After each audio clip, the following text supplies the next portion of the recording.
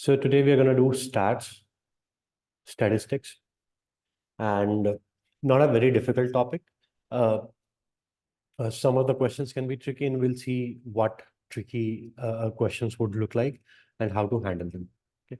So we'll start with mean, median, mod. Okay. Majority of your questions will be from mean and median topic.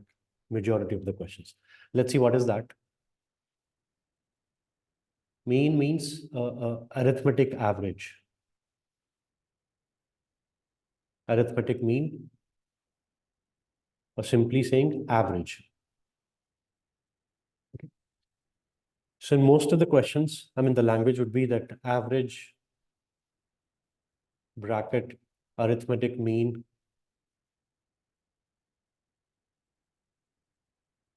of some numbers is so and so. Okay. So that will be the language in most of the cases. So it simply means the average of the numbers. For example, 1, 2, 3, 4, 5. These are the numbers. Then sum upon number of terms. That's what your average is. Sum is 15, number of terms is 5, average is 3. So that's primarily what mean means, average means. Okay. Nothing special here in that sense. We already know what average is. It's the sum of the numbers, sum of the terms upon number of the terms. That's what it is. Okay. Now, if we have a arithmetic progression, okay, what we call as AP, like 2, 4, 6, 8, 10. Okay. It's like we have 2, 2 plus 2, 4, 2 plus 4, 4 plus 2, 6, 6 plus 2, 8, 8 plus 2, 10. Okay. You keep adding a number, you keep adding 2 to each term, and you get the next term. Okay.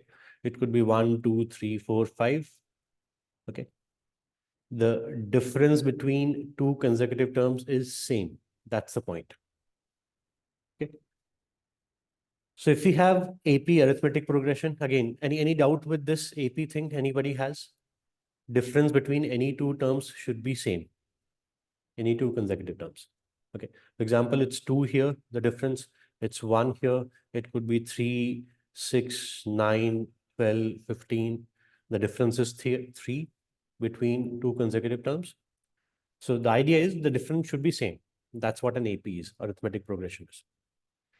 In that case, the mean or the average would simply be the middle term. It would simply be the middle term. Okay, is that okay with everyone? The middle term will give me the average. Okay. Let me write it again, like 1, 2, 3, 4, 5. The middle term is the average. 2, 4, 6, 8, 10.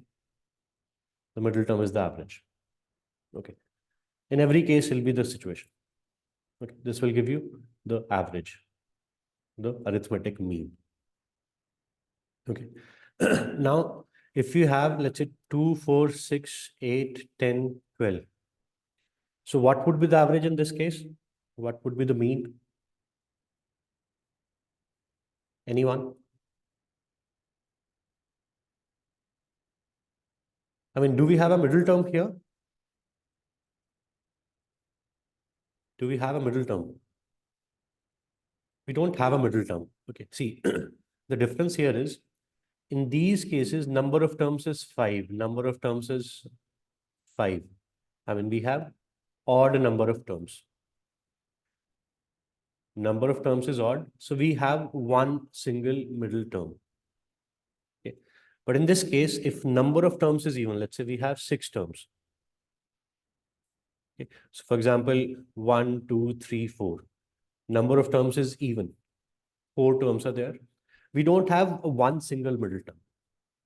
So in that case, what we do is we simply take average of the two middle terms. That's what we do. Okay. So 7 in this case, average of the two middle terms, which is 2.5 here. That's what we do. Okay. So if we have an even number of terms, 4, 6, 8, 10, these kind of terms, these are the number of terms, then we don't have one single middle term. And in that case, we'll have the average of the two middle terms as the average. Okay. Right, Shashank? It's not 8 because 8 is not the middle term. Neither is 6. So it'll be between 6 and 8. That's how you see it. Okay. Okay. So that's one thing. Another thing, let's say if we have an AP 1, 2, 3, 4, 5, 6, 7, 8, 9, 10 till let's say 87, let's say any number of terms. Okay. So we have 87 consecutive integers here, 1 to 87. Okay. What would be the average of these? Okay. We have an AP, consecutive terms, make an AP. If the number of terms is very large, let's say, okay, it could be a little difficult to figure out what the middle term would be. Okay. So in that case, what you do is you do first term plus last term divided by 2. First term plus last term divided by 2. So 44 would be your middle term. That would be your mean. Okay. Arithmetic mean average would be this. So this is also you can do. I mean, just take easy numbers. Okay. 3 was the average, which is also 5 plus 1 by 2. Okay. First plus last by 2. 2, 4, 6, 8, 10. 6 was the average. That is also 10 plus 2 by 2. First plus last by 2. First plus last by 2. Okay. In case the number of terms is really big, that's what also you can do. Okay. Is that okay, everyone? Any doubt? Now let's see another thing. 1, 2, 3, 4, 5. This is a set of numbers. Okay. So sum is 15, number of terms is 5, average is 3. Okay. Now let's assume a case where we are introducing one more term.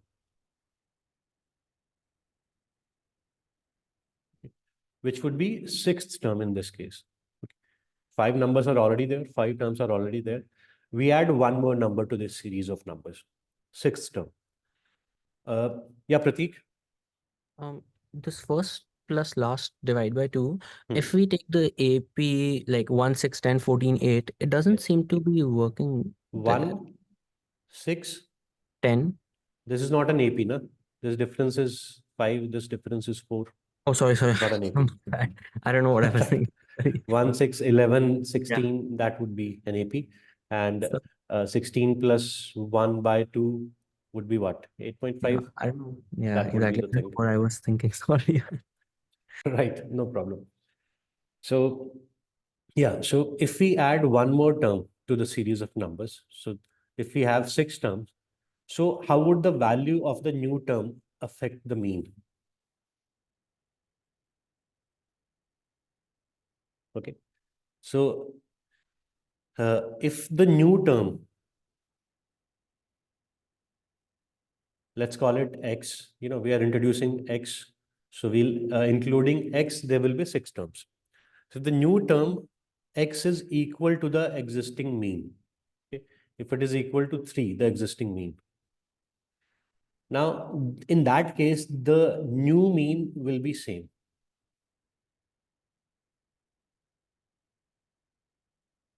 Okay, new mean will be same. For example, if X is equal to 3, sum of the terms would be 18 and number of terms would be 6. So the new mean will remain same.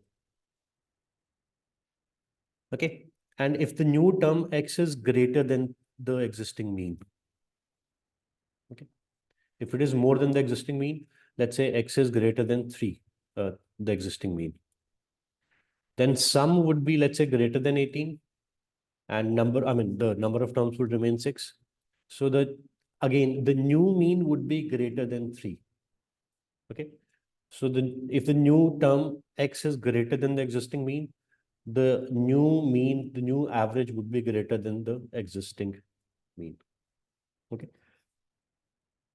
Take it simply as if we add a term which is greater than the mean, the mean would increase. Take it this way. Okay. And if the new number is less than the existing mean, let's say x is less than 3, the existing mean, then obviously the sum would be what? Less than 18, and there'll be 6 terms. So the new mean would be less than 3. The mean would decrease if the new number is less than the mean. That's how it works. Okay. Any doubt?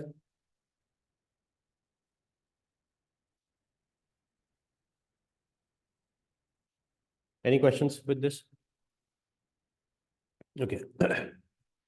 So that's how things go. So if we have an AP, we can find the middle term, or we can also do first plus last by 2. Okay, that's one thing. And if we add a number which is equal to mean, greater than mean, or less than mean, that's how the mean would change. Okay, if it is equal, it will remain same. If it is new, if the new number is greater than the mean, the mean would increase. If it is less than the mean, it would decrease. The mean would decrease. That's how things go. Okay, and let's see median also, and then we'll go to the questions. Median is the middle term.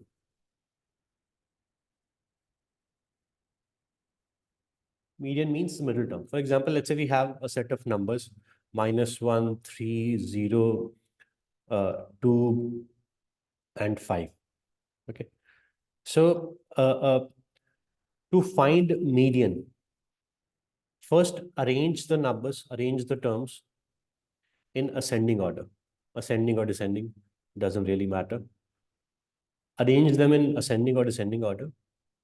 For example, -1, 0, 2, 3, 5. Okay, this is the terms arranged in ascending order. Once they are arranged, just pick the middle term.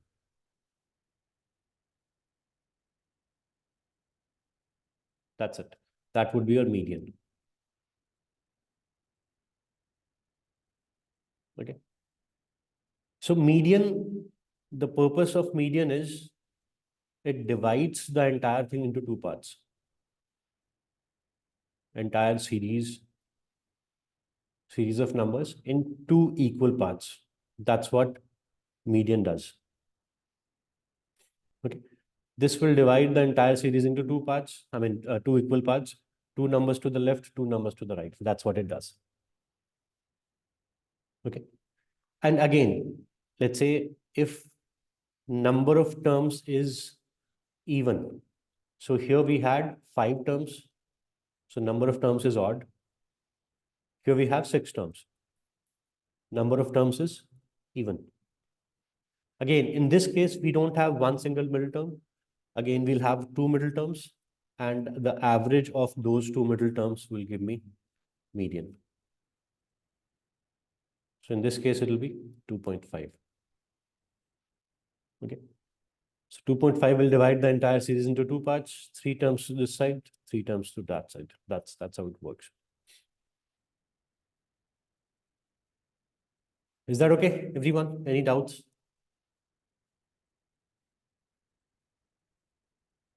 Again, let's say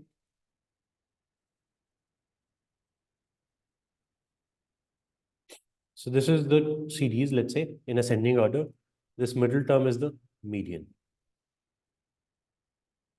Okay, this will be the median here. Now let's take another series. -1, 0, 2, 2, 2. What would be the median in this case? What would be the middle term? Okay, so when we say median, you're talking about the middle term.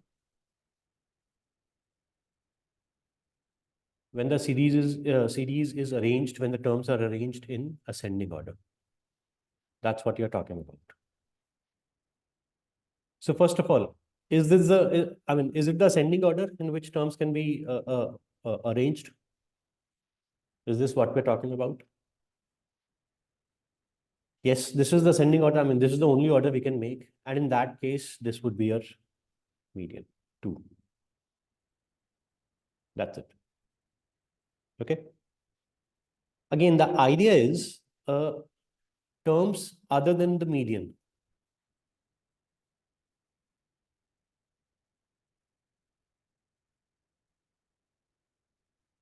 Can be equal to the median. The only thing is they must be arranged in ascending order. Ascending, I mean, some order. That's it.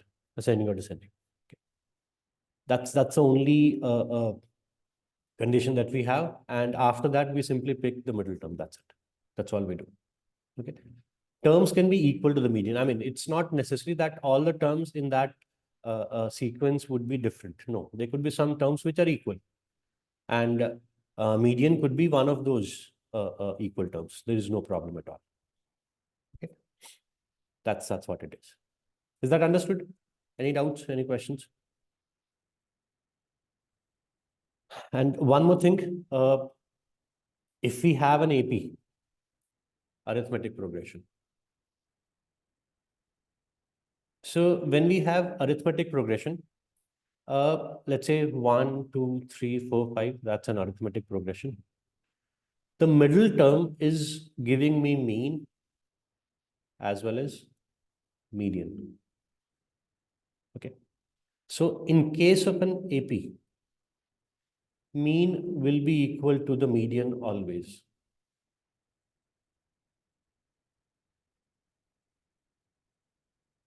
Okay, this thing will happen always. This thing will happen definitely. Okay, if you have an AP, the middle term gives me mean as well as median. So both of them definitely would be same. Okay, without any exception. Now, can we say the other way around? The vice versa? If mean is equal to median, if that is given to me, can I say it will be an AP? Series would be an AP. Can I say that? See, if it is an AP, then mean will be equal to median. So if it is an AP, then mean will be equal to median for sure. But if mean is equal to median for any given series, let's say sequence of numbers, can we say definitely that it has to be an AP, or it can happen with other sequences as well? Anyone? Can we say the other way around, vice versa? You can't. No, we can't. I mean, it might happen, it might not happen. For example, let's say -2, 0, and let me take another series. Let's say -5, -1, 0, 1, 5. Now it's not an AP. I mean, this difference is 4, this difference is 1, this difference is 1, this difference is 4. So it's not an AP. Okay. But mean and median both would be same.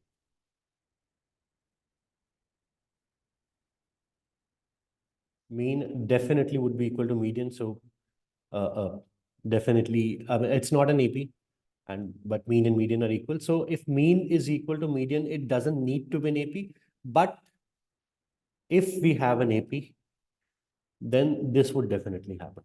Okay, that's the whole point. Okay, everyone, any doubts? Let's come to questions.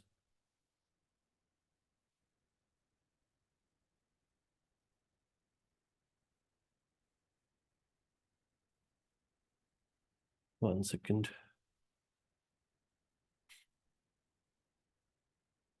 Let's try second, fourth, and sixth. 2, 4, and 6. Try these questions. Good questions. Try to understand what exactly the question is asking, and then jump to the solution. Okay. Focus more on thinking, less on solving. So 2, 4, and 6. Give them a try.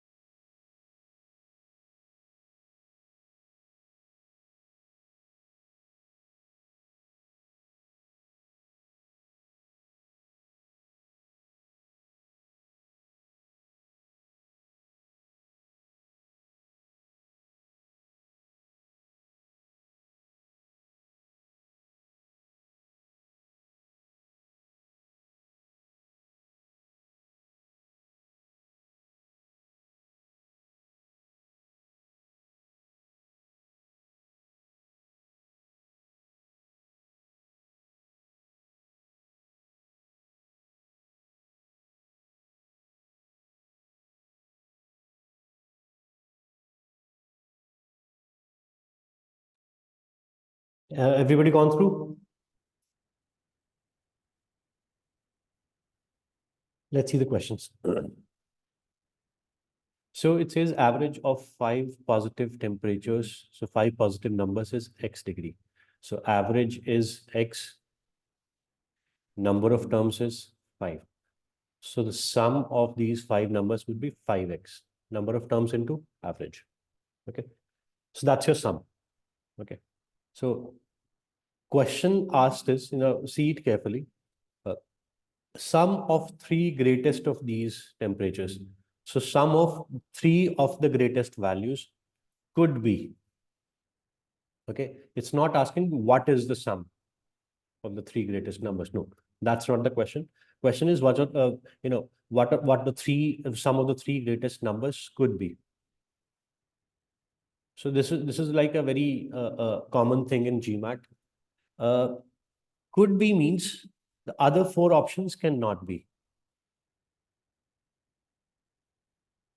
So we just need to pick what cannot be the value of the 3 greatest numbers, sum of the 3 greatest numbers.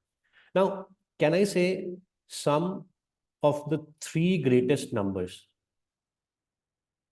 out of these 5s would be more than sum of the 2 smallest numbers? Right? All the 3 numbers here would be greater than the 2 smallest numbers. So sum of 3 greatest of these numbers would definitely be more than sum of the 2 smallest the numbers. So can I say sum of these 3 greatest numbers would be greater than half of the total sum? It will be greater than that. Can we say that? Yes, we can say that. So sum of these 3 greatest numbers would be greater than 2.5x for sure. For sure, it will be greater than this. Okay.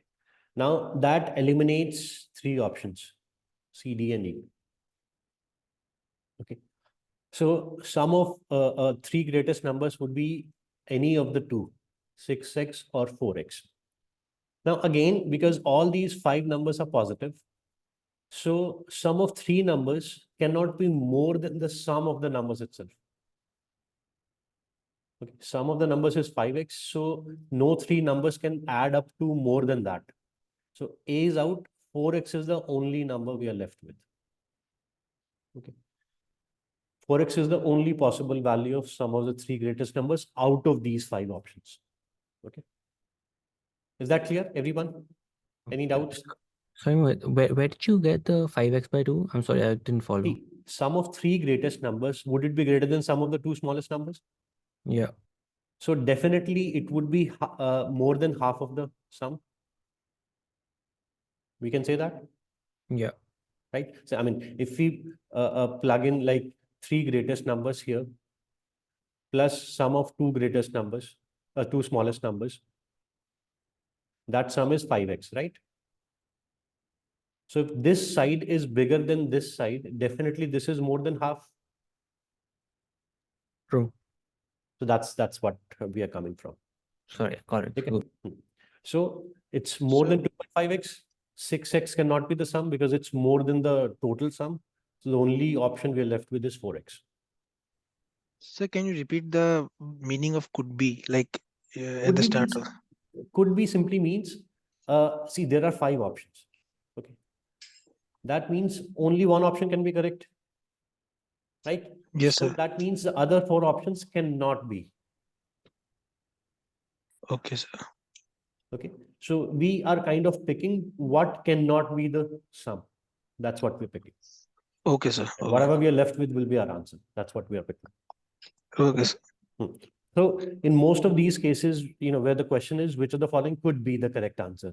That means, and again, in most of those questions, we are picking what cannot be. That's it. And that's what we're picking. Okay. It's more than 2.5x, more than 5 by 2x. So 3 options are out. Okay. And A cannot be the answer because A is more than the sum itself, more than the total sum itself. So that's how A is out. We are left with only B. This is the only possibility. Okay. Any more doubts with this? Let me know.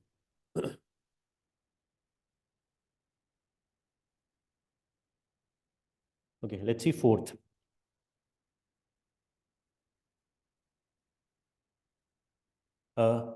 Ada and Paul received their scores on 3 tests.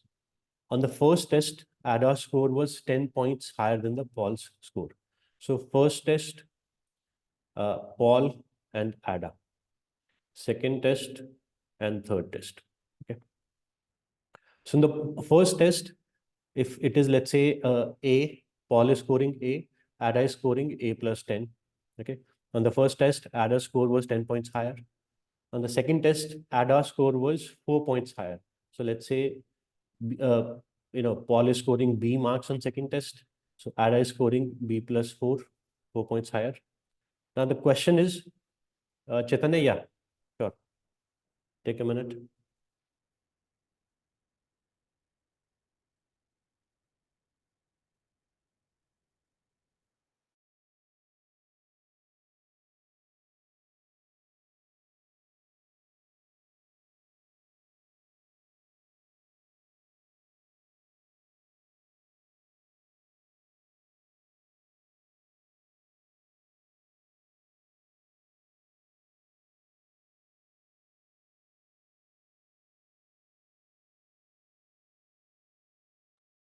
Shall we start, Chaitanya?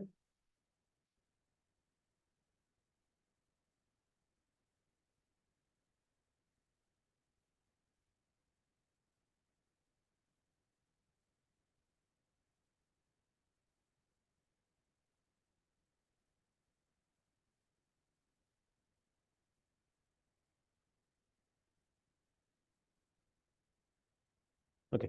So on first test, Ada is scoring 10 more than Paul. On second test, Ada is scoring 4 more than Paul. Now, what we need to see is Paul's score on the third test was how many points higher than Ada's score. So in third test, Paul is scoring how many points more than Ada? That's the question. Now, information given is Paul's average score on the 3 tests was 3 points higher than the Ada score on the 3 tests. So let's say Ada is scoring X1, Y1, Z1 on the 3 tests, and Paul is scoring X2, Y2, Z2. Okay, so average for Ada would be X1 plus Y1 plus Z1 by 3. Okay, 3 is the number of tests. So sum of the scores on 3 tests divided by 3. And Paul's average would be X2 plus Y2 plus Z2 divided by 3. Okay, so what it says is X2 plus Y2 plus Z2 by 3. Average of Paul is what? How many points? 3 points more than the Ada's average. Okay. Paul's average score in the 3 tests was 3 points higher than Ada's average. This is what it is. Now, if you multiply by 3, everything, what you get is X2 plus Y2 plus Z2 is X1 plus Y1 plus Z1 plus 9. That means total score, Paul's total score is 9 more than the Ada's total score. Is that thing clear? First of all, average is 3 more, and there are 3 tests. So the total sum would be 9 more. That's what it means. 3 into 3, 9. That's what we are getting. Okay. Any doubt with this point? First of all, if anybody has, because this is the main point here. If we understand this point, this question would be very easy. Okay. So Paul is scoring total 9 more points than total of Ada. Now here, in first test, Paul got minus 10. I mean 10 less than Ada. On second test, Paul got 4 points less than Ada. Now, in order to get 9 more points, on third test, Paul must be getting 23 more. So if this is, let's say, C, this must be C plus 23. So that overall, Paul is getting 9 more than Ada. That's the only calculation we have to do. Nothing complicated calculation is required here. Okay, we just need to understand what is given and what is to be calculated. Okay, I repeat, Paul's average is 3 more than Ada's average. Okay, now from in this equation, if we multiply everything by 3, what we get is this is sum of Paul's scores on all 3 tests. This is sum of Ada's score on all 3 tests. And Paul's total is 9 more than Ada's total. Okay. So, all 3 test scores combined, Paul must be getting 9 more. So in first 2 tests, Paul is getting like 14 less on first 2 tests total. So in third test, Paul must be getting 23 more, so that total score of Paul is 9 more than Ada's total. Okay? Is that okay with everyone? Any doubts, any questions, any queries? Let me know.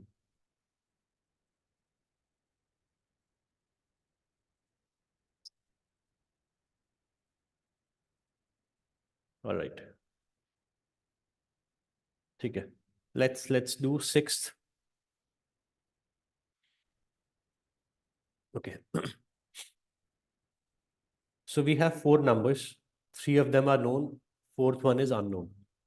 Which of the following could be the median? Again, could be. I mean, we need to see what possibly, with different possible values of n, what all medians we can get. Okay. So let's see. So 150, 200, 250, and n. N is something unknown.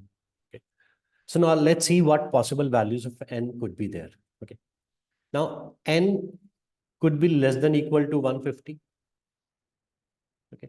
So let's say n is less than 150.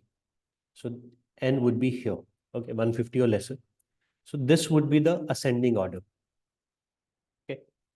And in that case, median would be the average of the 2 middle terms.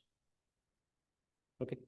So 350 by 2, 175 will be the median in that case. So 175 is a possible value. Yes, it can be the median. Is that okay? First of all, any doubts, any questions?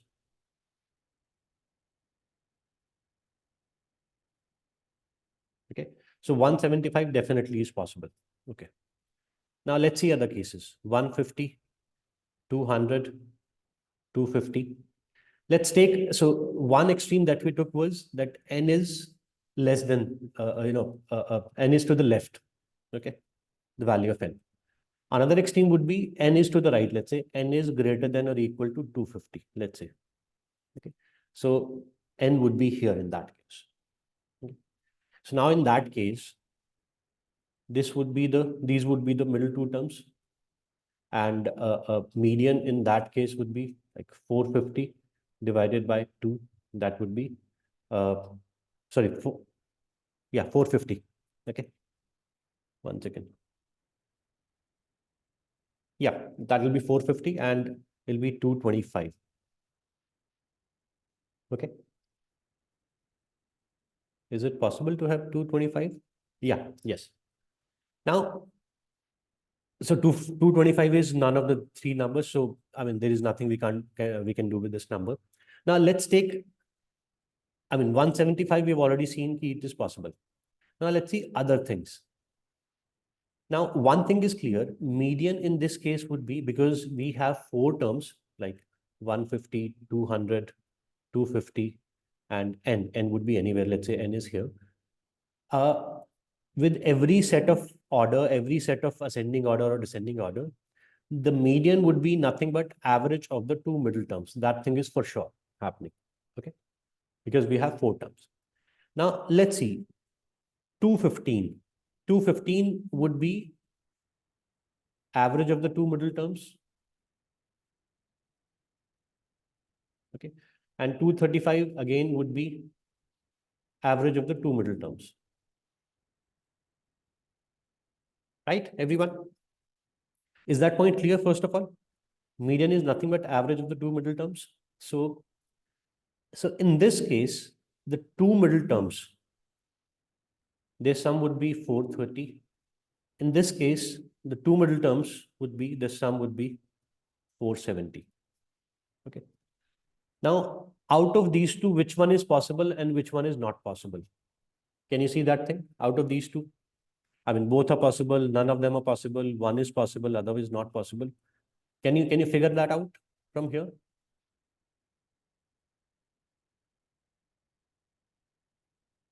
See, if n is, let's say,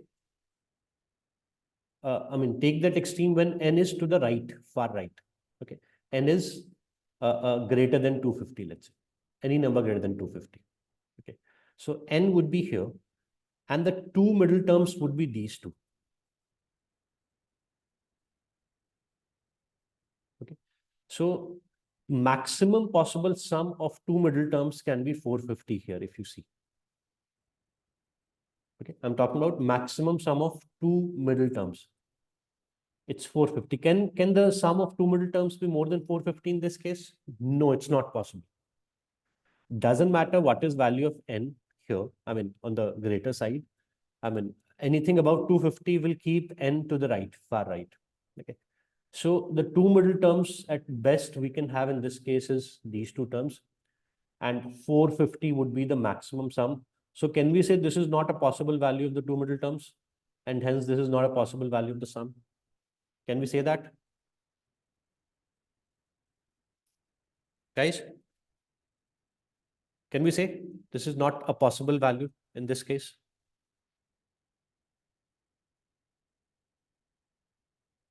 Okay, because maximum sum of two middle terms can be 450 only.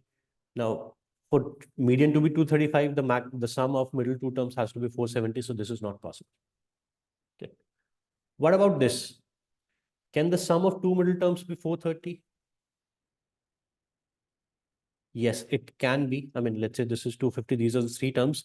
Now, if n is equal to 230, a 230 value of n is possible. Okay. And our question is also which of the following could be. I mean, which of the following is a possible value of the median? So in this case, sum of the two middle terms would be 430 and the median would be 215. So 215 is a possible value for sure. 235 is not a possible value. So C would be the answer. Only 1 and 2 are possible.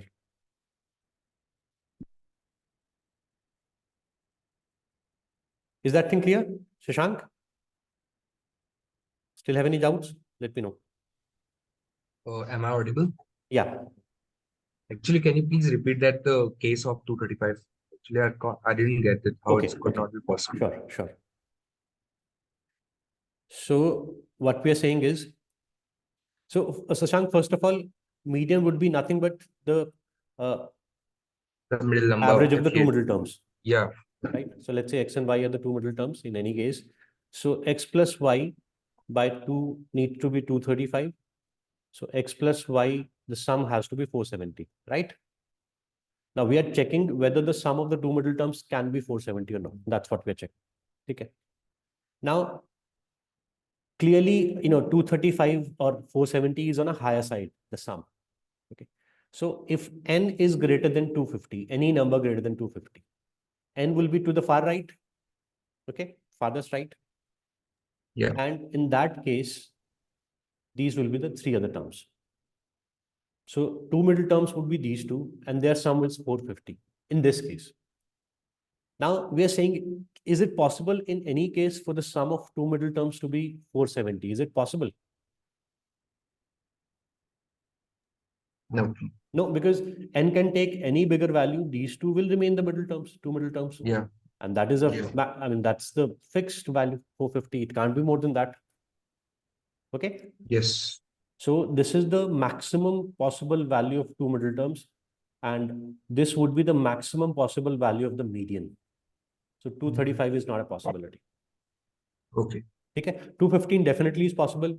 I mean, let's say n is 230. So these would be two middle terms and 430 would be the sum and 215 would be the median. It's a possibility.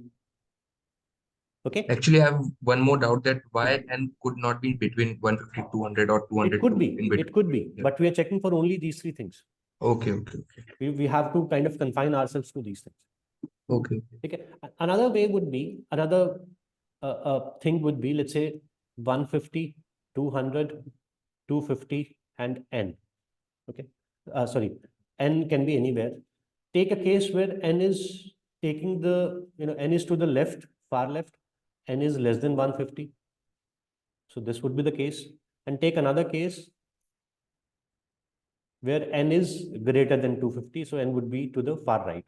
So these are like minimum possible value of n, maximum possible value of n. Okay. So in this case, the median would be 175. So this is the minimum possible value of median. Okay. And in this case, the median would be 225. This is the maximum possible value of the median. Okay. Okay. Any value in between them is possible. Let's take it this way. Getting my point? So 175 is minimum value, right? Maximum possible value is 225. That removes 235. 215, any value of n in between will make it possible. That's what we're looking at. Okay. So let's say 230 is in between some value. So again, any value of median between 175 and 225 would be a possibility, because n can take any value between 150 and 250, anything. Okay. So this is also possible. This is also possible. Karan, did you get it? I think you missed the second part. Second as in Yes, yes. the 215 part. Okay, 175 is one possibility. 215 would also be a possibility. Anywhere Yes. between 175 and 225 would be a possibility. That's what it says. Okay, just take the extreme values of n. That will give you minimum and maximum values of median, and anything beyond that won't be possible. 235 is not possible. Any questions? Let me know. Okay. Chakrash, Prateek, Sadaf, any doubts? Let me know.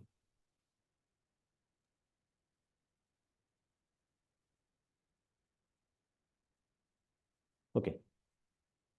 So these are that's what we are looking at. That's the kind of questions we are looking at. We're not looking at very maths heavy questions. We're looking at pure logic. Okay. What median is? Do we understand the meaning of median? And that's what we're looking at. Okay. Okay. Let's try 9th, 10th, 11th, and 13th. 9, 10, 11, 13. Give them a try again. Focus more on the logic part and less on the solving part. And 13th. That's what we're looking at. 9, 10, 11, 13. Yes. Okay. Give them a try.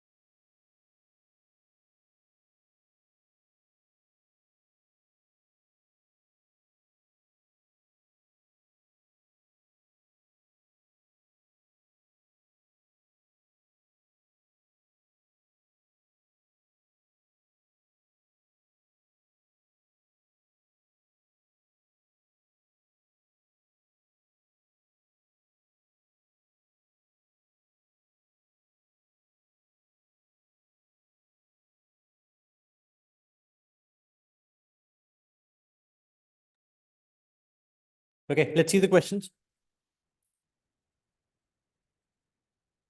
Q is an odd number and the median of Q consecutive integers is 120. What is the largest of these integers?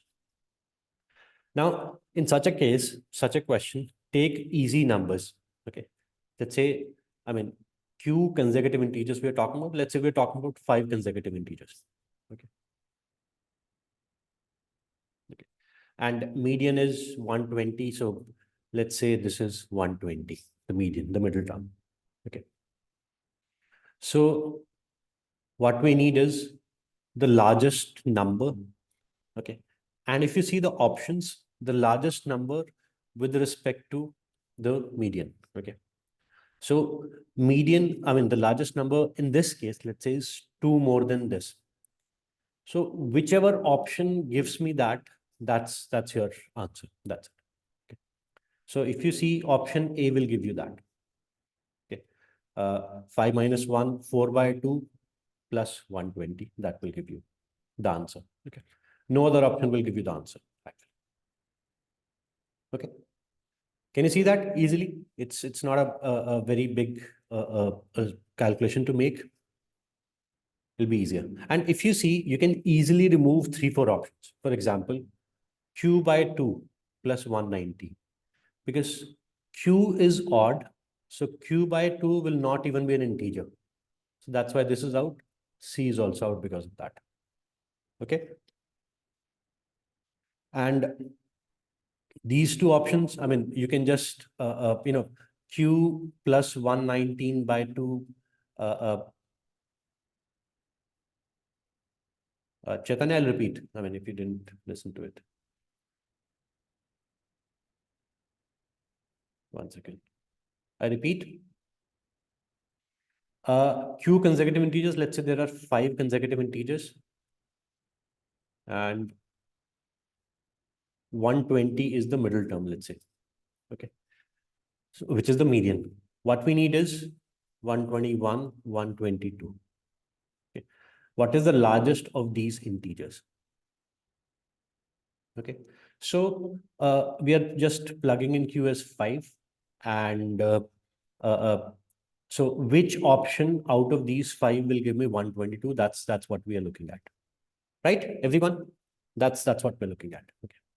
So B, C, and E are out of these two, if you see. Okay. B, C, and E will not give you 122. A and D will give you 122, if you see. Okay.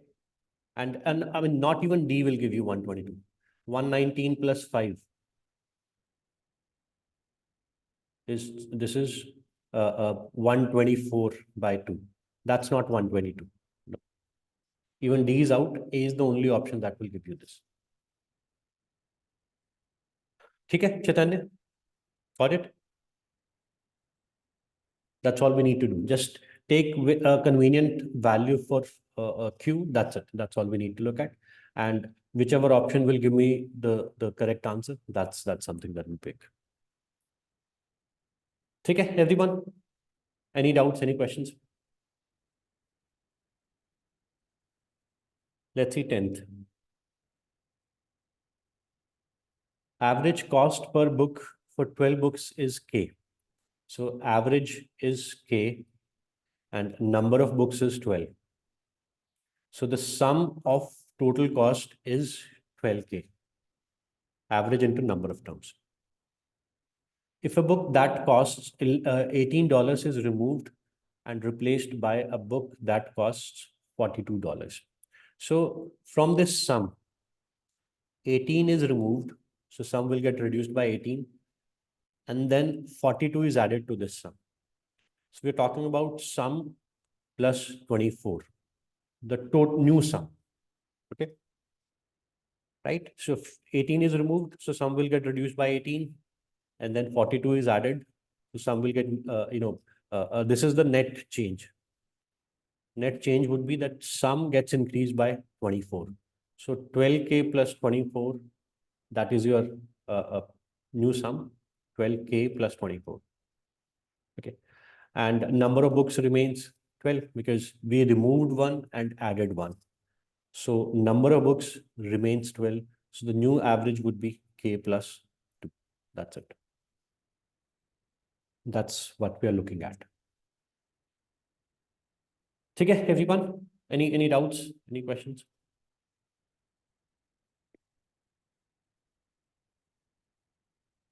All right. Now let's see 11th. 11th is a very good question. Not because it's difficult, but because what method you take to solve this question, that matters. Let's see. It shows distribution of scores for a class of 20 students. Okay. So Chakrash, no, not even weighted average. Kind of weighted average, but that no weighted average concept would be required for this. Okay. So we're talking about 20 students. So 5, 6, 3, 5, 1, they add up to 20. Average score for the class is 78. Okay. So average for the entire class is 78 for 20 people. Which score is missing from the table? That's what we're looking at. Now, conventional way would be that average is 28, the total 20 people, 20 students. So this should be the total sum of the the scores of 20 people. Okay.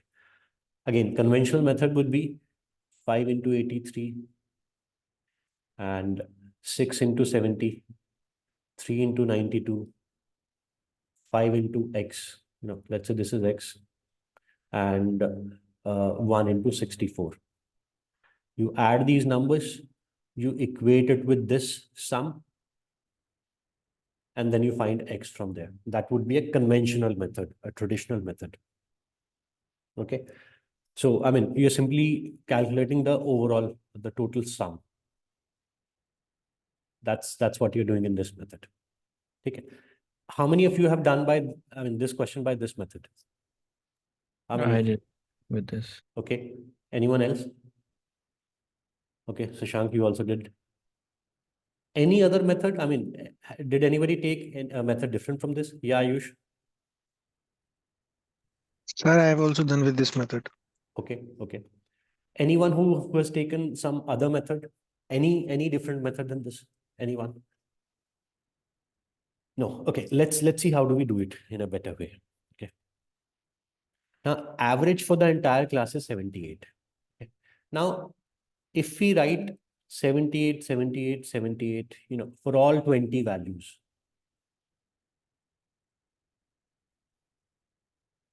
sum would be 20 into 78.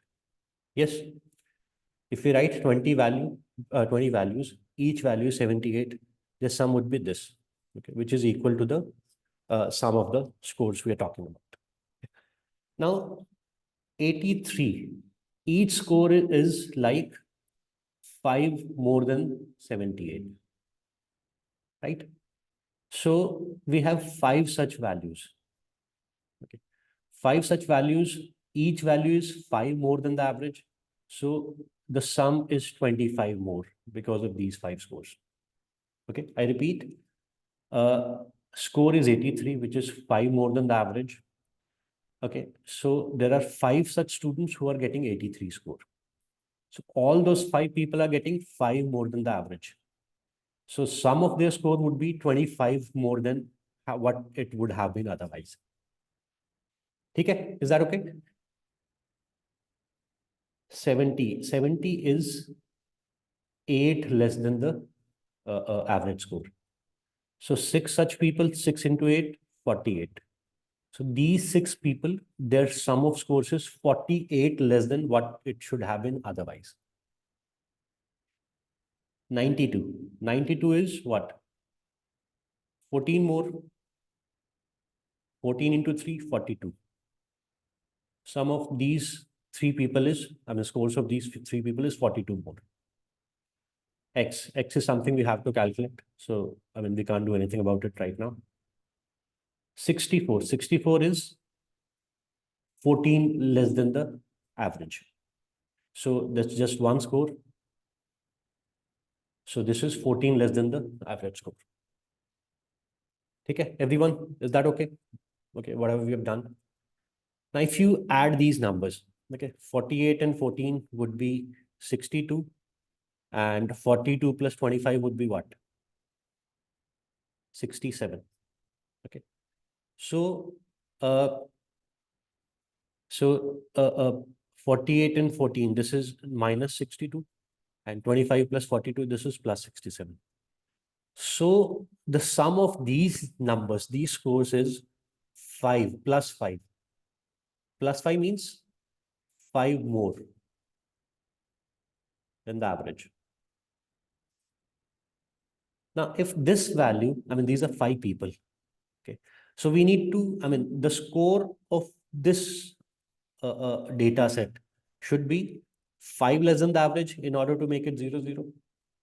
So this would be 77, 1 less than the average, and 5 such values, 5 into 1, 5. That's how you solve it easily without much calculations. Everybody understood? Any doubt? Any questions? So it reduces your calculations by a big extent. I repeat the whole thing. It'll take just 1 minute. 83 is 5 more than the average. So 5 into 5, 25 plus 25. Plus means more. 70 is 8 less than the average. 8 into 6 minus 48. Minus means less. 92 is 14 more than average. 14 into 3, 42.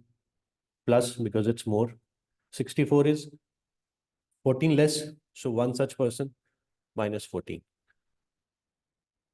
Net of these is plus 5. Plus 5 means sum of these 4 sets of numbers is 5 more than what it should be. And so if this value is 77, 77 means 1 less than the average. So 5 of these people would make it 0, 0. That's all what we're looking at. Okay, everybody okay with this method? Let me know if there is any doubt. Ayush, Chakrash, any doubt with this? Let me know.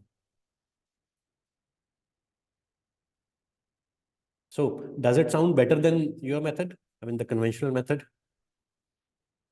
Yes, sir. Yep, that's the whole point. Okay. So avoid unnecessary calculations because the method that you will take otherwise will have a lot of calculations. And see, when there are more calculations means more chances of error. You know, apart from the time it will take, more time that will take. Okay, so you'll save time, and over and above everything, chances of error would be minimized. Okay. Okay.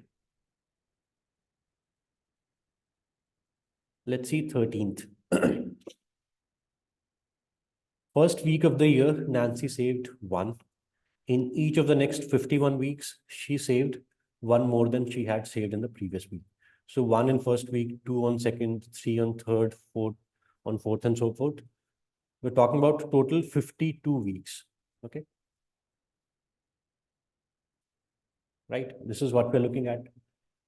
So 52 consecutive integers.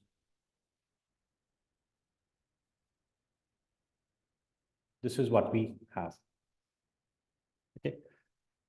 So sum of these numbers would be what? Number of terms into average. That's what we're looking at.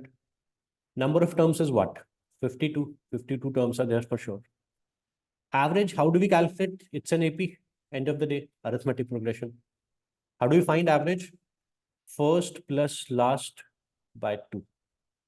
This is what we have. Okay. First plus last by 2. First value plus last value by 2. So 52 by 2 would be 26. 26 into 53. Can we do this calculation easily? Or it'll take some time?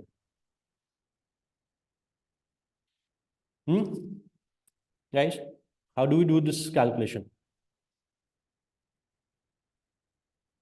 We don't have to do any calculation actually. Now, if you see 6 into 3, 8 would be the last digit of this calculation. And there is only one number with that. GMAT will make your calculations very easy. Trust GMAT on that. Okay. Understood, everyone? So it's a very easy thing. You don't have to calculate anything actually. Okay. That's the only option you can pick. Okay. So that was 13th.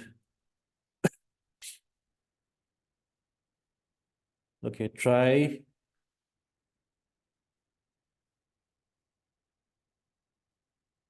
$14, $15, $16, and $18. 14, 15, 16, 18. Try these. 17 also. So 14, 15, 16, 17, 18. Okay. Again, focus more on thinking, less on solving. So 14 to 18.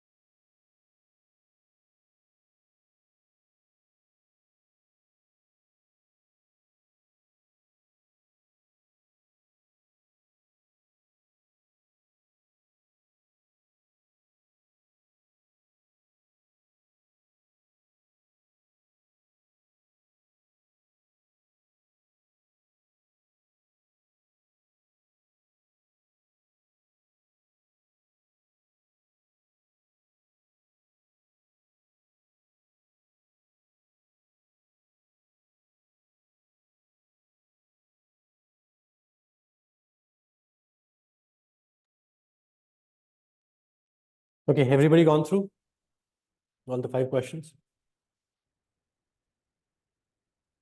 Okay, let's see.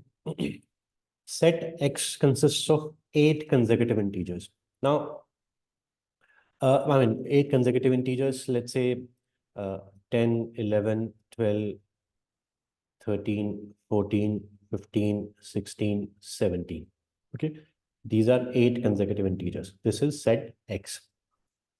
Set Y consists of all the integers that result from adding 4 to each of the integers in set X.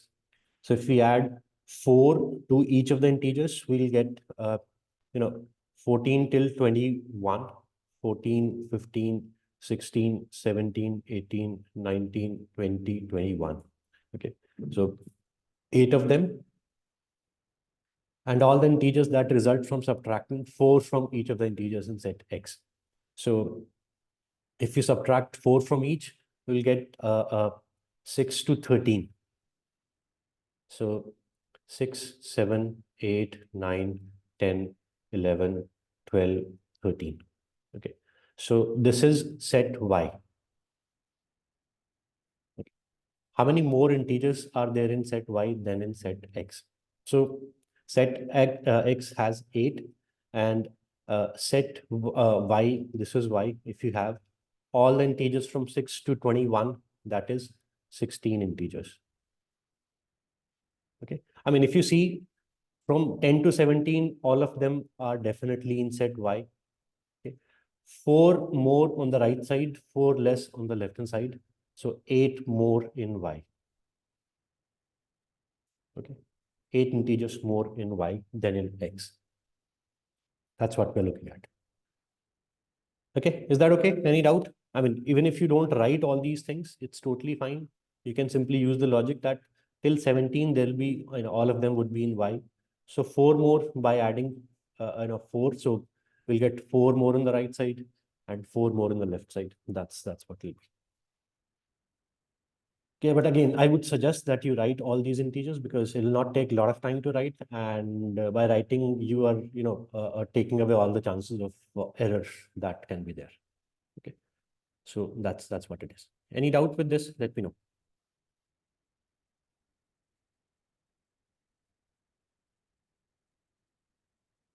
Let's see, 15th. Okay. Numerical table with 10 rows and 10 columns. Each entry is either a 9 or a 10. Okay. So first of all, how many total numbers would be there?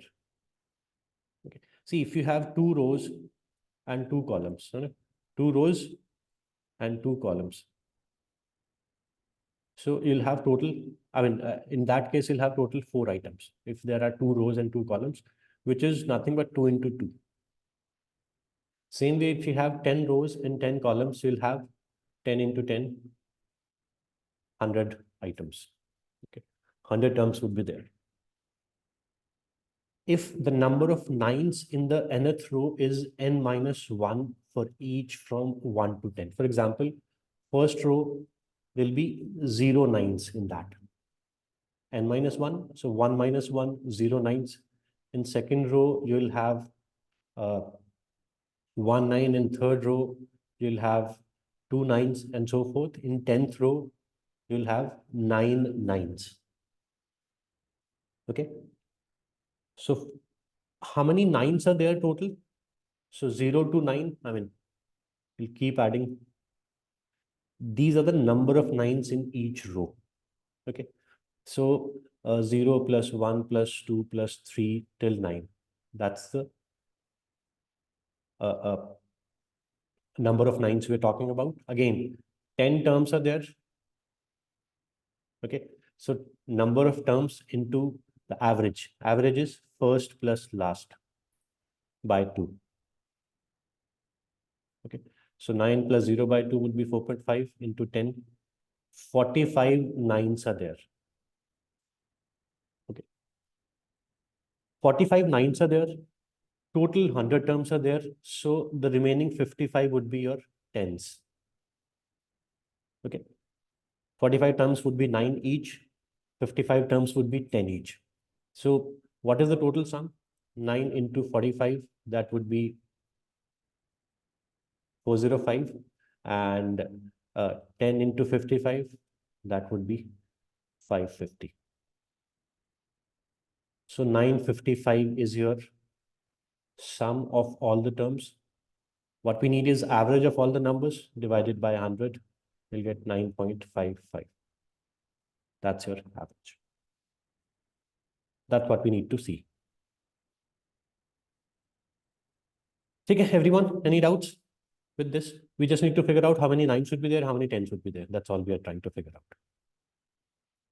Nothing more. Okay, so just understand the language, what exactly is written out there. And accordingly, we'll just figure out how many 9s are there, how many 10s are there. That's it.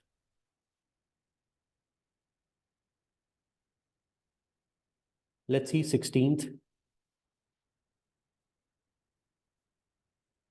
So average price per dozen eggs sold in certain store during 3 consecutive months. Okay, so these are the price per dozen. If 2/3 as many dozen were sold in April as in May. So let's say in May, 3 were sold. So in April, 2 were sold, 2/3 of this would be 2. Okay. And twice as many were sold in June as in April. So in June, twice of what was sold in April, that happened in June. Okay. So again, the idea is according to these ratios, whatever ratios are given, just take convenient numbers. That's it. Okay. So let's assume 2 were sold in April, 3 in May, and 4 in June. So these many dozens of eggs were sold in 3 months. Okay. So just multiply it with 2, multiply it with 3, multiply it with 4. So these are like per dozen prices. So total amount in this would be 4.52. 3 into this would be 3.6. 4 into this would be 4.32. That's it. Add these numbers. So this is the total price of eggs in the 3 months. Okay, a total revenue from eggs. Okay. So 12.44 is the total price. Let me do this calculation again. Okay. Yeah, 12.44. And how many eggs were sold? How many dozens of eggs? 9 dozens of eggs were sold. So this would be like what?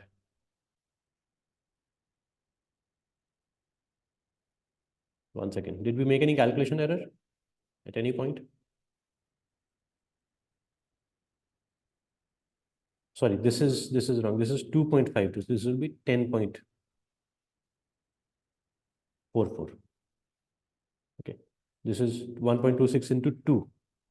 So 2.52. So 10.44, this would be 1.16. Yes.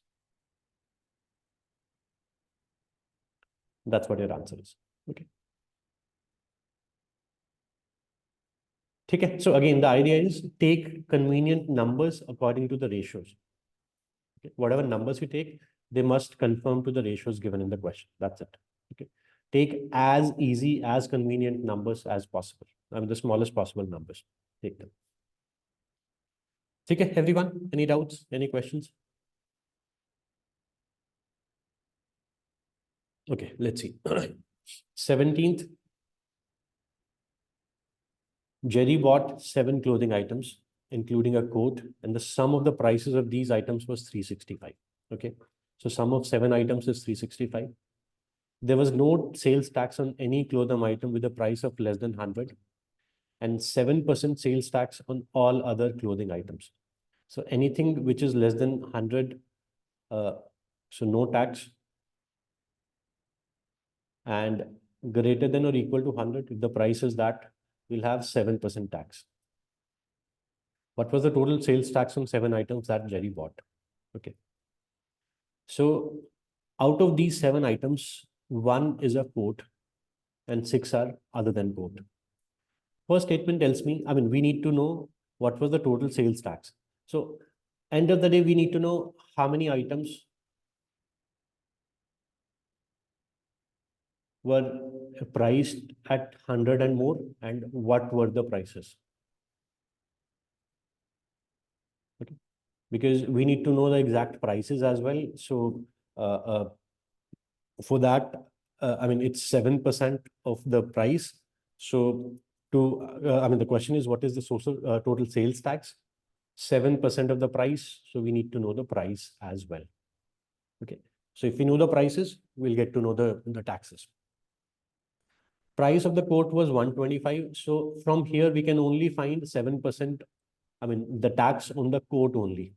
We have no idea what the prices of other items are.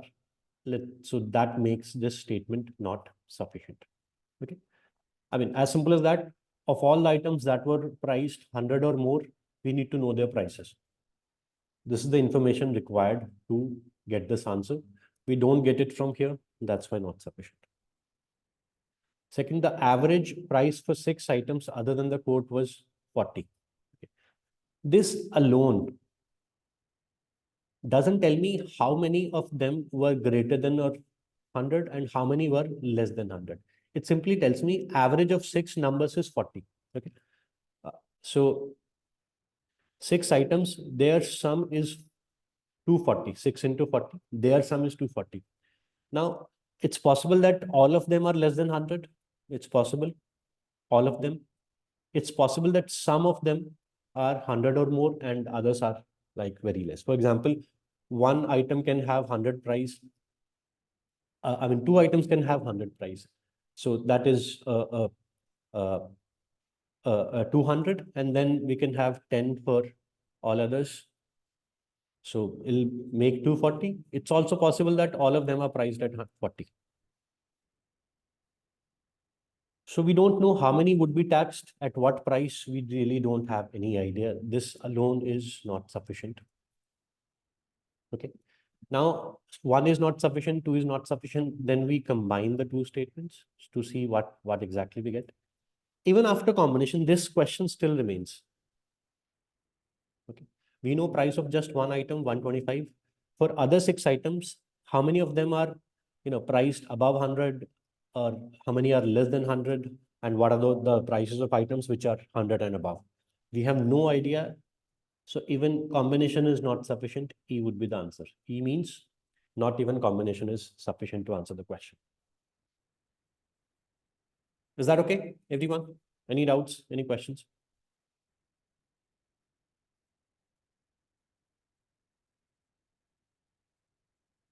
All right. Okay, now let's see 18th.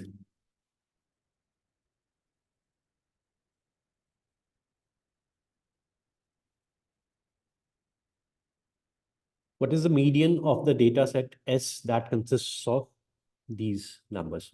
Okay. Now, if you write these numbers in ascending order, it will be 10, 15, 17, 26, 29.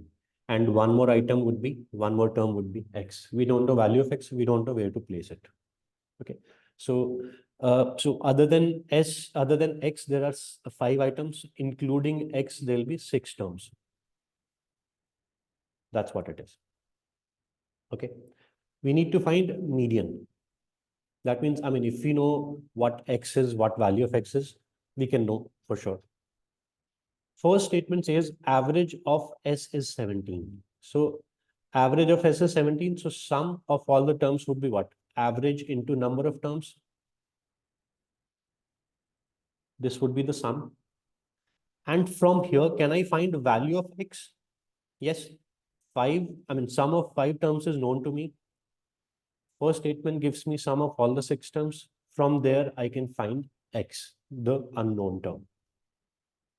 So if X is known to me, I know all the 6 terms, I can find median. This is sufficient.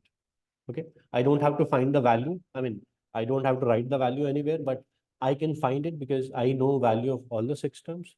So if I know value of all the terms in a series, I can find median, anything I can find. So this definitely is sufficient. Okay. Second tells me range of S is 24. Now, what is range?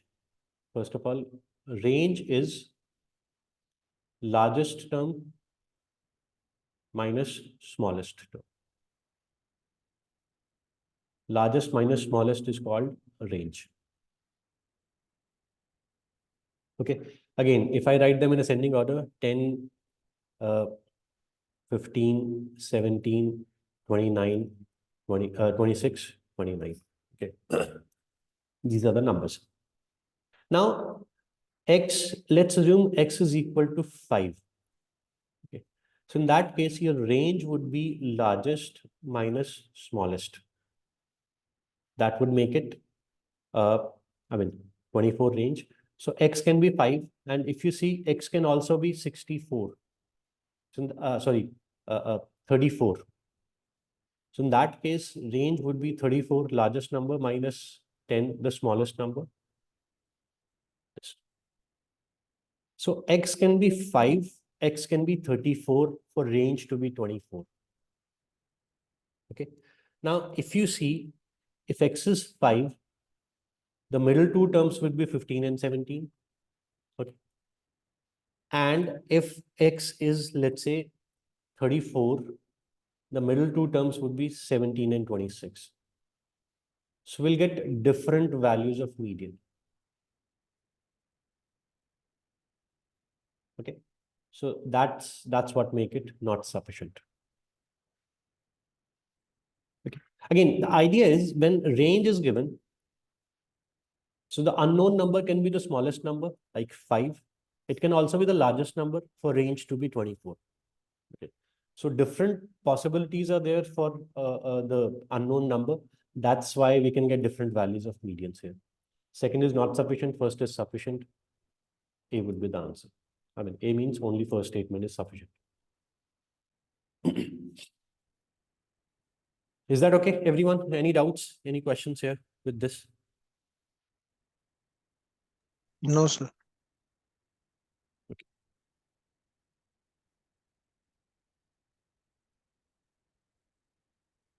All right.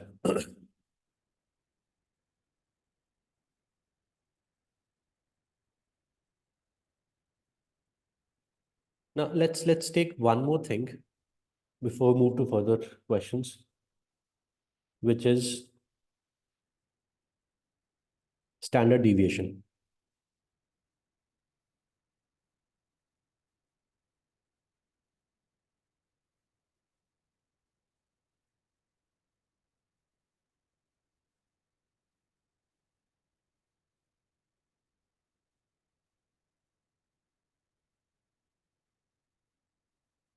Okay.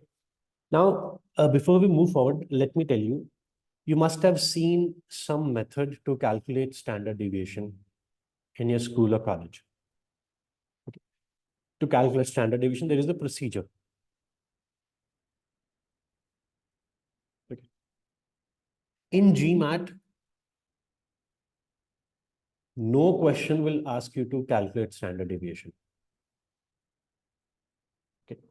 You don't have to, you'll not be required to calculate standard deviation in any question. Okay. So that procedure you don't have to understand. Okay. I mean, don't go anywhere close to the procedure which is required to calculate standard deviation. Okay.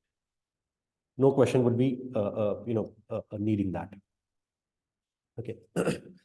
Now we need to understand standard deviation from a practical perspective. Okay. Standard deviation, it's deviation from the mean.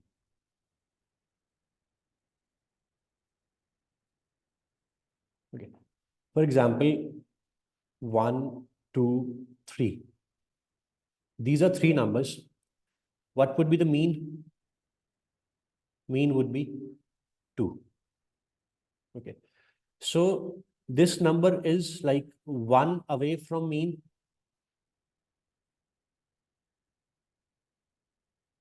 Okay. Mean is 2. So this term is 1 unit away from mean. 2 is 0 units away from mean.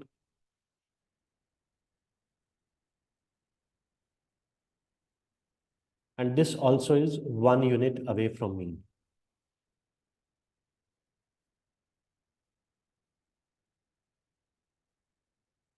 Okay. So for each term, how, what is the deviation of that term from the mean? That's what we are checking. Let's take another case. I mean, you'll get a better perspective about this. Let's say 101, 102, 103. These three terms are there. Again, mean of these three terms is 102. So again, this unit is one. I mean, this term is one away from mean. This is 0 away from mean. This again is 1 unit away from mean. Now, if we take these two set of numbers, 1, 2, 3 is one set of numbers. This is another set of numbers. The terms there, terms in both the sets of numbers, they are equally deviated from the mean. Their deviation from mean is same. So their standard deviation is also same.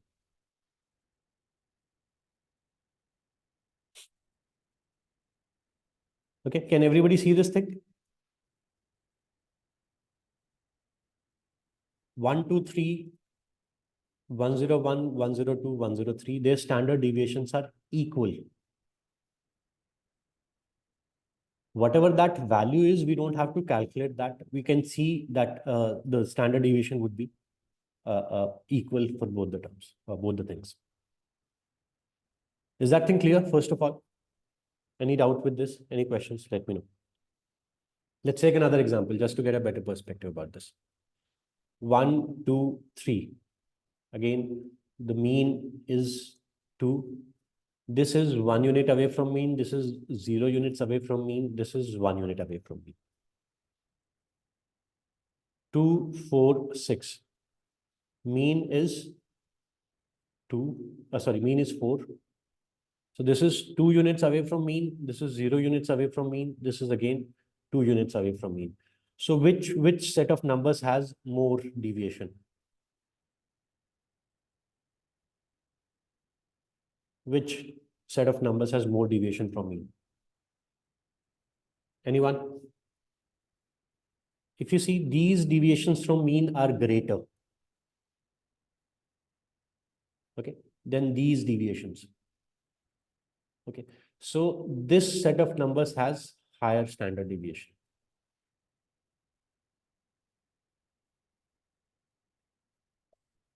Okay, everyone. The second set of numbers has higher deviation from the mean. Okay. Another thing we can say about standard deviation is I mean, again, for all practical purposes, this is average deviation from mean.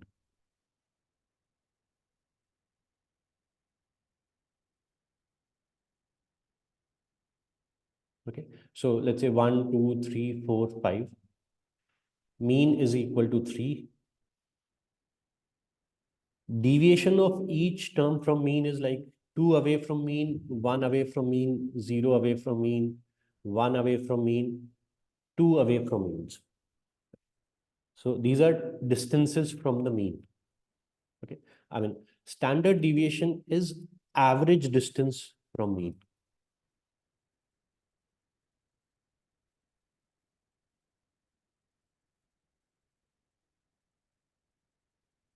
Okay, average distance from mean. So, I mean, average of all these distances, 2 plus 1 plus 0 plus 1 plus 2 divided by 5. This is, I mean, for all practical purposes, we can use that. Mathematically, this is not the correct one thing, but practically for all GMAT questions, this is what all we need to do. Okay, average of all the distances from mean. Okay, that's what we're looking. Is that thing clear, everyone, first of all? Another thing, standard deviation is a distance. Okay, so its distance is never negative.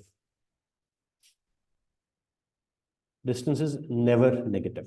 Okay, so standard deviation is equal to 0 only if all the terms are same.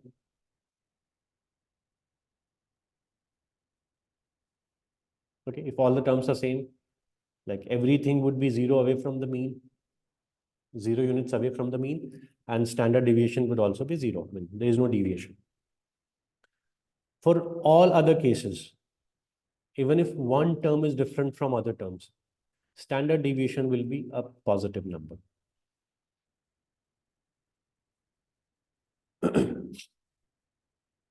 Standard deviation will be a positive number. Okay. It'll be 0 only if all the terms are same, otherwise it'll be a positive number. That's how we need to understand standard deviation. Okay. Again, we don't have to calculate the value at no point. No. Okay. Another thing, let's say if we add or subtract something from all the terms. Okay. If we add or subtract one value, one common value from all the terms. For example, 1, 2, 3. If we add 100 to all the terms, so it'll become 101, 102, 103. What will happen to standard deviation? Will it remain same or it'll get changed? What will happen? It will remain same. Okay, it will not get changed. Okay, we've already seen for these two sets of numbers, the standard deviation is same. Okay. What's the reason? Because standard deviation is deviation from mean.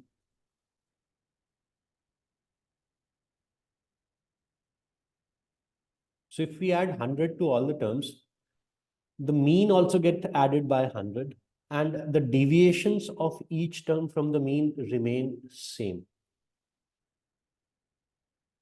Okay, same deviation from mean. That's the reason standard deviation remains same. Yeah. Okay. Distance from mean remains same, which is like 1 unit away, 1 unit away, 0 units away, 0 units away, 1 unit away, 1 unit away from the mean. That's the reason standard deviation remains same. Okay. And if we multiply or divide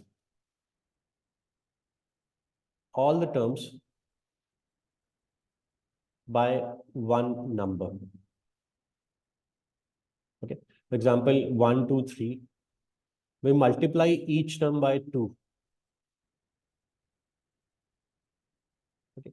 Each term is getting multiplied by 2. Standard deviation also gets multiplied by 2. Okay. If every term is getting multiplied or divided by something, standard deviation will also get multiplied or divided by that something. This is just a positive value of that something. Okay. When I say positive value, for example, 1, 2, 3, we'll have, let's say, S is the standard deviation here. If we multiply each term by -2, standard deviation will get multiplied by 2 only, the positive value, not by -2.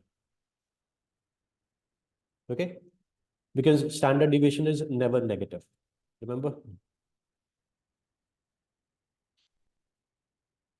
Standard deviation is never negative. So standard deviation gets multiplied or divided by just the positive value of that number, not by negative. Understood, everyone? Any doubts with this? Let's understand the same thing about range also, because we've not discussed range in that detail. Range is largest number minus smallest number. So 1, 2, 3, 4, 5. Largest number is 5, smallest is 1, so range is equal to 4. Okay. And again, range is also greater than or equal to 0. It's never negative.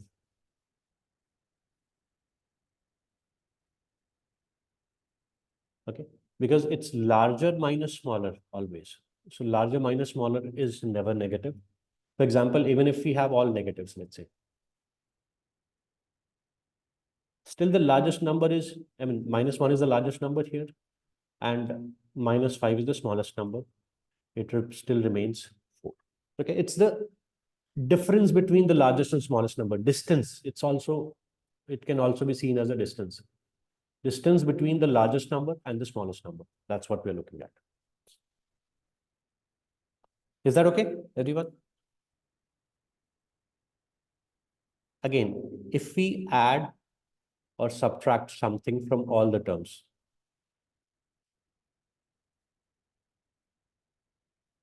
if we add or subtract something from all the terms, range remains unchanged. It remains same. Okay, because the largest is also getting increased by the same thing, and the smallest is also getting increased by the same number. Distance between them remains same, unchanged. And if we multiply or divide all the terms by some number, range also gets multiplied or divided by the positive value of that number. Okay, because range is never negative. Okay, range will also get multiplied by, because let's say 1, 2, 3, 4, 5. Range is 4. If I multiply everything by -2, let's say. So -2, -4, -6, -8, -10. Still range would be largest number minus the smallest number. So range gets multiplied by just the positive value of that number, not by the negative value.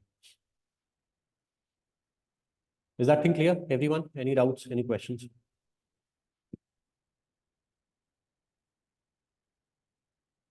Okay, let's do a few questions.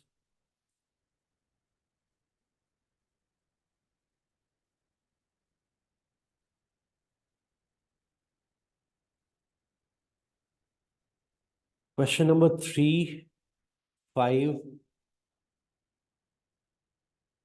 3, 5,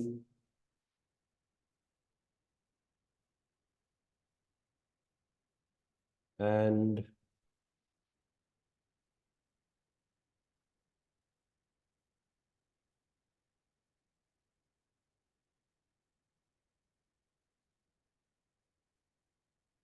3, 5, and 24. 3, 5, and 24. Try them.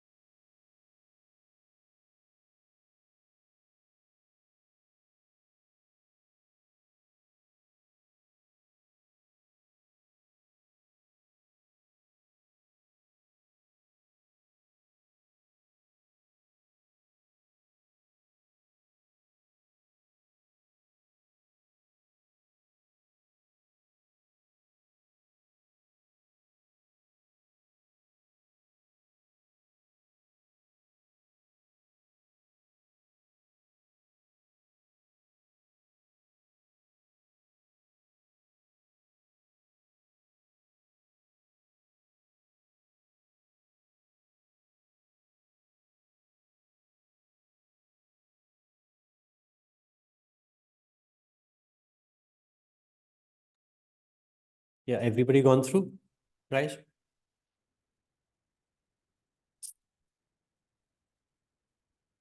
We don't have to do much solving in these questions. Just, conceptually think about them. So let's see, for example, question number 3.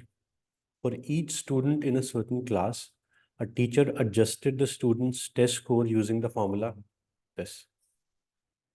X is the student's original score and Y is the student's adjusted score.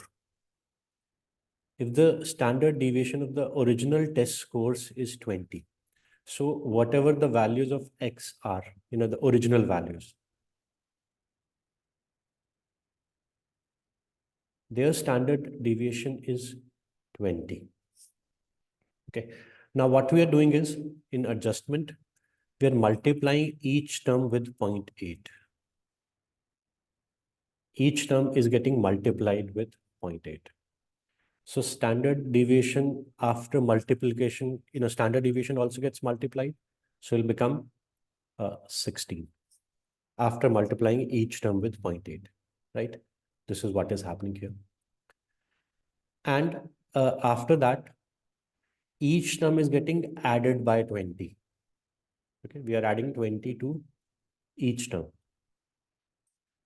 Now, when we add something to all the terms, the standard deviation remains same.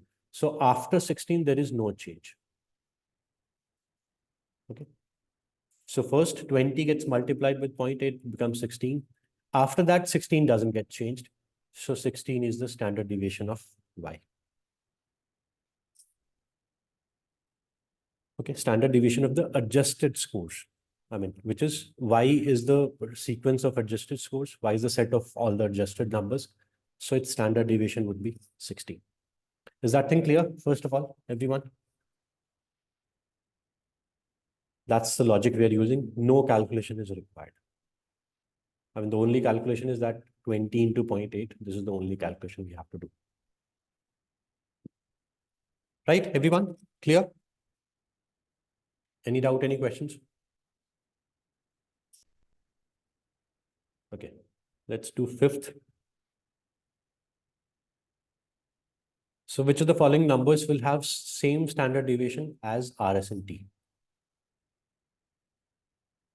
Now, if you see first, it's like we are subtracting 2 from each term. So it'll have same standard deviation? Definitely. So definitely this one has same standard deviation. Now, if you see the second thing, it's like we are subtracting S from all the terms. Okay. Whatever the value of S is, doesn't matter. We are subtracting something from all the terms. S from all. So it will also have same standard deviation. Okay. If you look at the second thing closely, this is what is happening. Okay. And if you see the third thing, in which no common value is added or subtracted. Okay, this addition or subtraction should be of a common value. Only one thing should be added or subtracted from all the terms, not different values. Here, different values are getting added or subtracted. So this might not have same standard deviation. Only these two things will have same standard deviation, 1 and 2 only. Is that thing clear, everyone? Any doubts? Any questions?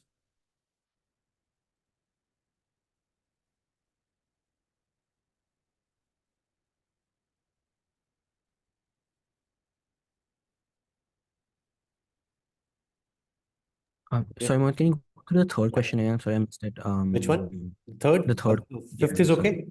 Yeah, if it's okay. Cool. Let's see the third. So what it says is, X is the set of original scores, right, Prateek? Yeah. So standard deviation of the original scores is 20. Yeah. What we need is standard deviation of Y, which is the set of adjusted scores. Yeah. So what is happening from X to Y? First, we are multiplying each term by 0.8. Yeah. Every term will get multiplied by 0.8. So when every term is getting multiplied with something, the standard deviation also gets multiplied by the same thing, right? Yeah, got it. And Perfect. plus Got it. 20 will not make any difference because Yeah. when we Got add something from all the to all the terms, it remains same. So 16 Same. is the Got it. You just wanted standard to deviation explain. of adjusted scores. Thanks, man. Yeah. And then 25th, 24th, sorry. Some water was removed from each of the 6 water tanks. Okay. If the standard deviation of the volumes of water in the tank at the beginning of the experiment, I mean, before removal, it was 10, the standard deviation. So after removal, I mean, after some water is taken out from all the tanks, what is the standard deviation of the new volumes? Let's see, first statement says 30% of the volume of water that was in the tank at the beginning was removed. So something is reduced by 30%. So that means, let's say if X gets reduced by 30%, the new value is 0.7X, right? 30% reduction means it becomes 0.7. That means every volume will be getting multiplied by 0.7. Is that thing clear, first of all? Whatever the volumes are there in 6 tanks, whatever the value of the volumes, every value is getting multiplied by 0.7 because every volume is getting reduced by 30%. So standard deviation will also get multiplied by 0.7. So this is sufficient. Okay. First statement is sufficient to answer the question. Second, the average volume of water at the end of experiment was 63. Now, average of 6 values after the experiment gets over is 63. Now, can we say what is happening to each value? Can we say each value is added or subtracted or multiplied or divided by some number? We can't say. Okay. So we don't know. I mean, there could be different values getting added or subtracted. So we really have no idea. So this one is not sufficient. We don't know what will happen to standard deviation. It'll increase, decrease, it'll remain same. We have no idea. Second one is not sufficient. First one is sufficient. Okay. That's what it says. Okay. So we're getting the point. No calculation is required.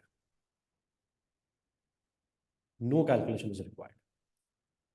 Okay. And you don't have to calculate standard deviation in any case. No. Okay. Majorly, it'll be like comparison, which one has more, which one has lesser, whether it remains same or changes. That's all we're talking about. One more thing before we move, one more thing that we need to do in standard deviation is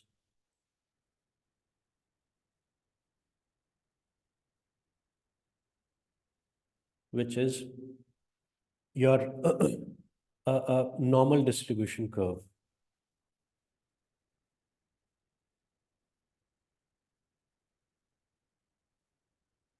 Okay. Maybe you have seen this bell curve at some point in some data point. I mean, this is like this. Okay. This is the bell curve. Okay. So on the x-axis, we have values. Okay. On y-axis, we have a population percentage. Okay. For example, let's say this is 20%. Let's say this value is 20%, and this value is, let's say, 80. So let's say on the x-axis, we are plotting scores of the students. Okay. So what this graph means is, this curve means is, the score of 80, this was achieved by 20% of the students. Okay. So let's say there are 100 people in the class, 20 students got 80 each. That's what it means. Okay, let's say this value is 70, and the corresponding frequency or population is, let's say, 10%. So 10% of the students got 70 each. This is what this graph means. Okay. Now, so what exactly we are looking at here is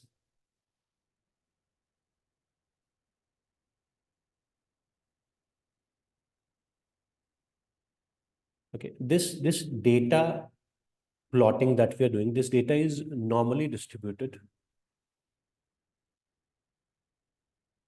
Okay. 1 second.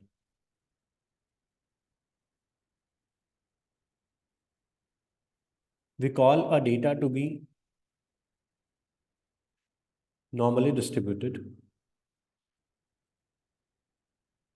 provided it satisfies two conditions. First, the curve is symmetrical about the mean.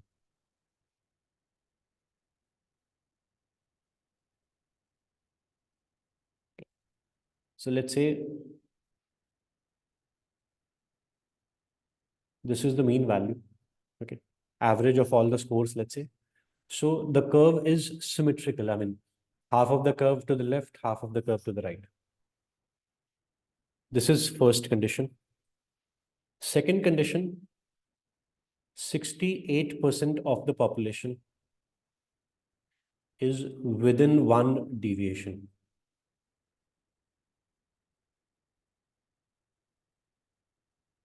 Of mean, one deviation from mean. Okay. Within one deviation means within one standard deviation from the mean. Let's say D is the standard deviation. Okay. So M plus D, I mean, score which is one deviation more than the mean value, score which is one deviation, one standard deviation less than the mean value. Within that, there would be 68% of the population. Okay, so 34% here, I mean, because the curve is symmetrical about mean, and 34% here. Okay, total 68%. So within one deviation means one deviation lesser, one deviation more than the mean. Total population should be 68%, 34% to the right, 34% to the left. If these two conditions are met, we call that the data is normally distributed, normal distribution curve. This is what we call. Okay. And once that is established that the data is normally distributed, then we will have another numbers. So from M plus D to M plus 2D, there would be 14% of the population. This population would be 14%, and same here, M minus D to M minus 2D will be another 14%. Okay, and 34 plus 14, 48. So remaining 2% would be above M plus 2D. And same way, the remaining 2% would be below M plus 2D, M minus 2D. Okay, I mean, this curve like goes on. That's what it is. Is that clear, everyone? So first in the question, we'll see, do we have information? I mean, either the question says the data is normally distributed, or the question mentions these two things, that the distribution is symmetrical about the mean, and 68% of the population is within one deviation. Once that is given to me in the question, these numbers automatically get fixed. Okay. This is what it means. Is that clear, everyone? Any doubts? Let's take a question.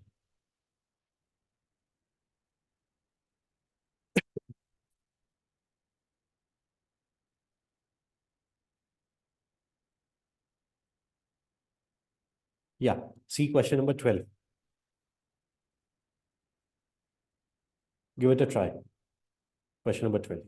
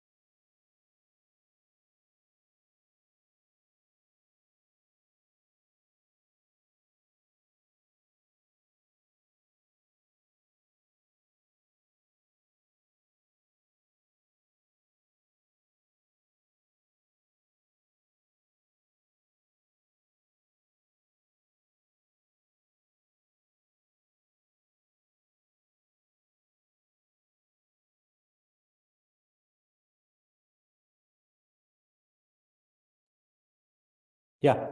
Anyone? This is a very straightforward, simple question. Otherwise, D. D.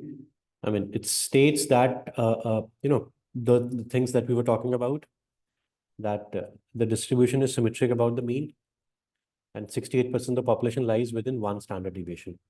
So this is what we have. Sorry.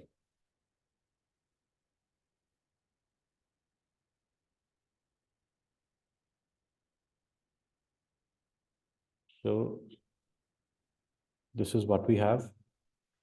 So this is M plus D. So after M plus D, there'll be 14% here and 2% here. What we need is what percent of the distribution is less than M plus D. So to the left of M plus D, I mean, to the right, we have 16%. So to the left, we'll have total 84%. That's what it is. Is that clear? Right, everyone? That's all. I mean, the questions would be very simple. Yeah, they'll not be very difficult. So they'll be, I mean, more or less straightforward. Okay. Let's do one or two more questions based on deviations.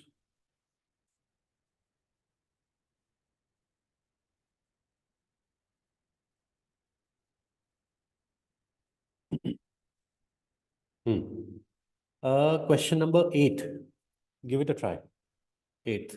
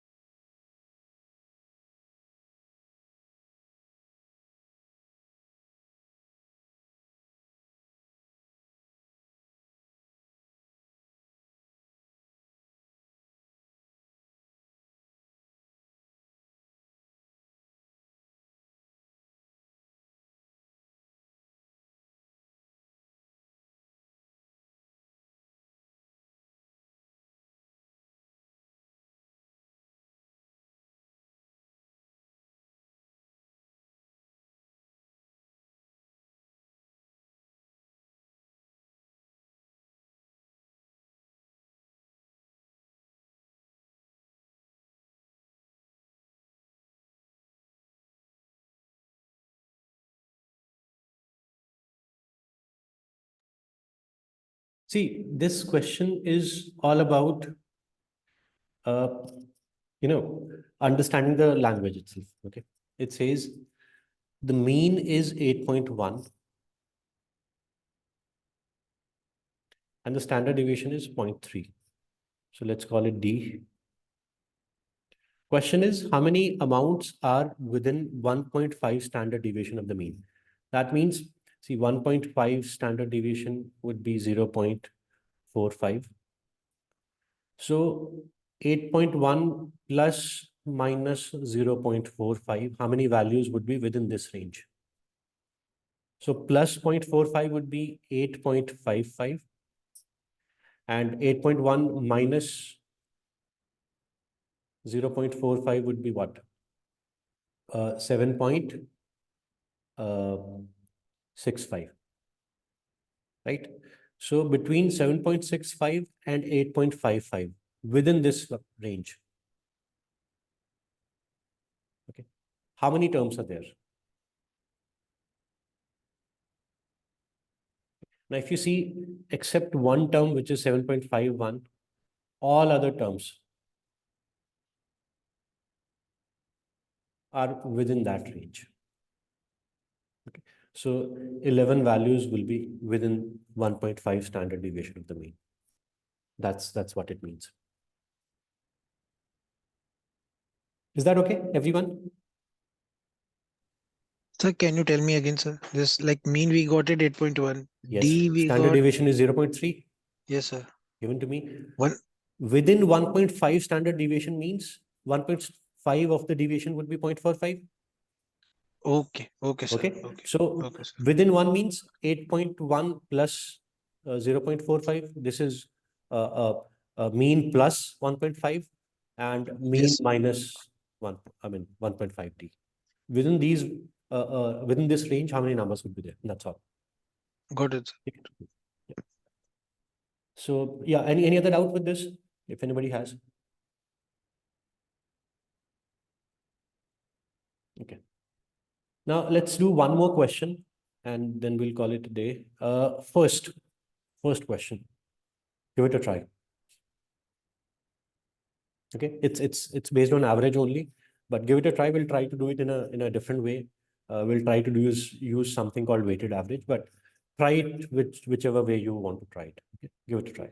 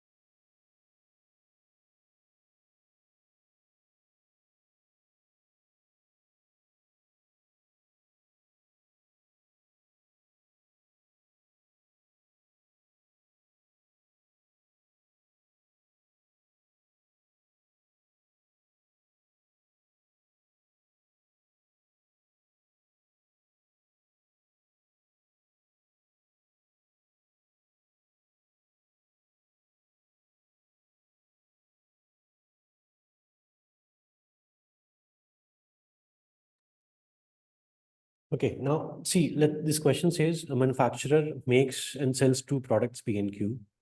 Revenue from the sale of each unit of P is 20, and revenue from the sale of each unit of Q is 17.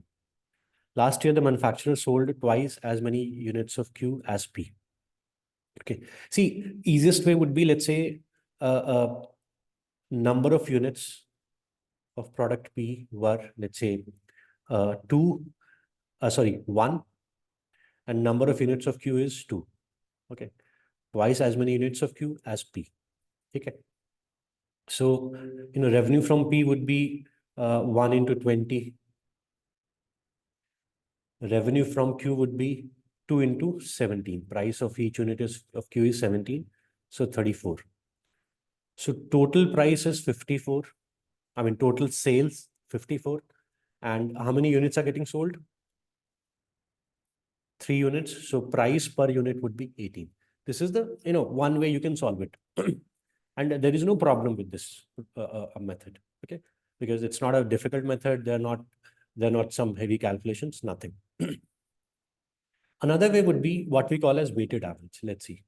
Everybody did by this method or what? Just take easy numbers. That's it. Okay. Another method which can be useful with many other questions of weighted average would be. So what weighted average means is two things are getting merged.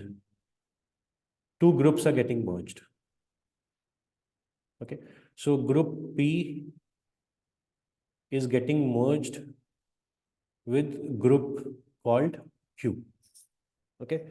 So when two things are getting merged, okay, what is the combined average after merger? That's what we're looking at. Okay. So what we can do is P, average for P is 20. Group Q, average for group Q is 17. Average means per unit price. Okay. What we need is after merging, what would be the average? That's what we are trying to figure out. So what we do is we make a cross.